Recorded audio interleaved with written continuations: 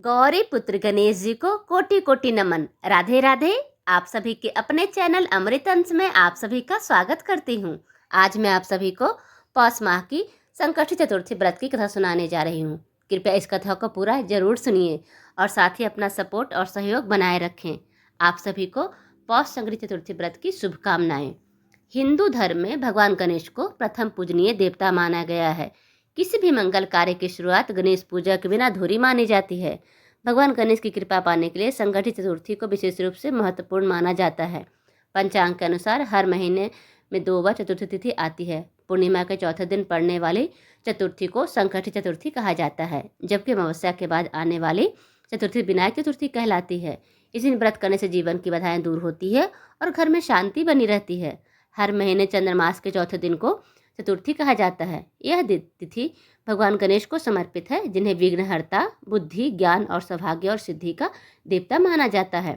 चतुर्थी के दिन गौरी पुत्र गणेश जी की पूजा करने से समस्त कष्ट दूर होते हैं और व्यक्ति को सुख, शांति और सफलता प्राप्त होती है। इस दिन सूर्योदय से लेकर चंद्रोदय तक का उपवास रखा जाता है और रात को चंद्रमा के दर्शन के बाद व्रत खोला जाता है। हिंदू पंचांग के अनुसार पौष माह के कृष्ण पक्ष की चतुर्थी तिथि 7 सितंबर 2025 को शाम 6:24 शुरू होगी और अगले दिन 8 दिसंबर 2025 को शाम 4:03 पर समाप्त हो जाएगी।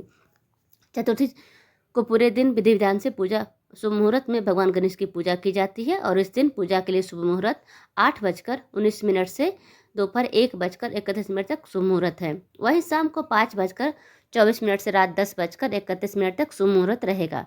चतुर्थी को चांद रात 7:55 पर निकलेगा। इस दिन चंद्रोदय का समय लगभग 7:55 तक रहेगा। मान्यता है कि इस दिन पूजा पाठ और संकष्टी चतुर्थी व्रत कथा का पाठ करने से भक्तों के जीवन में सभी दुख दर्द दूर हो जाते हैं। इसीलिए इस दिन व्रत कथा का पाठ अवश्य करें। पौष माह की चतुर्थी में हर साल संकष्टी चतुर्थी मनाई जाती है। इस दिन विघ्नहर्ता गणपति जी की पूजा की जाती है। कहते हैं कि जो भक्त सच्चे मन से पूजा के सभी नियमों का पालन करते हुए इस दिन भगवान गणेश की पूजा और व्रत कथा का पाठ करते हैं, उसके जीवन से सारे संकट, दुख, दर्द और परेशानियां दूर हो जाती है। प्राचीन कथा के अनुसार महादेव के परम भक्त माने जाने वाले महाबलशाली रावण ने सभी देवताओं को हराकर स्वर्ग पर कब्जा कर लिया था। उसके अहंकार की कोई सीमा नहीं रही। एक दिन जब किष्किंधा के महाराज महाबली शाम के समय संध्या अर्पित कर रहे थे, तभी रावण ने महाराज बलि के पीछे से पकड़ लिया, लेकिन रावण को उनकी शक्ति का अंदाजा नहीं था। महाबली ने रावण को पकड़कर अपने बगल में दबा लिया।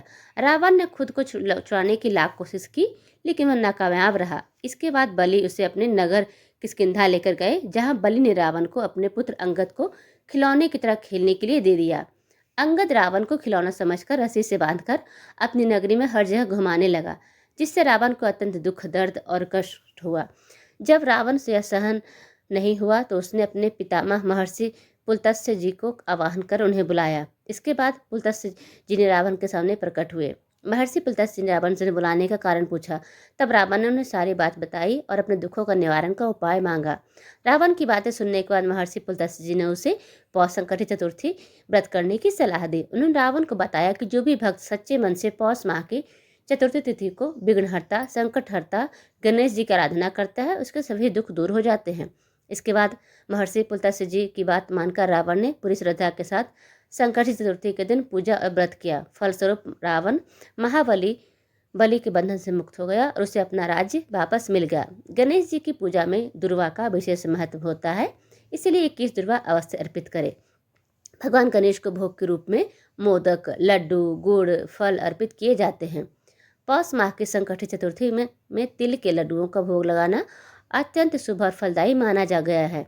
पूजा के दौरान घी या तेल का दीपक और धूप जलाएं। इसके बाद संकष्टी चतुर्थी की व्रत कथा का श्रवण या पाठ करें। इस कथा के बाद गणपति जी की आरती उतारें और रात को चंद्रमा उदित होने पर छत पर चंद्रदर्शन करें और चंद्रमा को अगर अर्पित करके व्रत का पारण करें।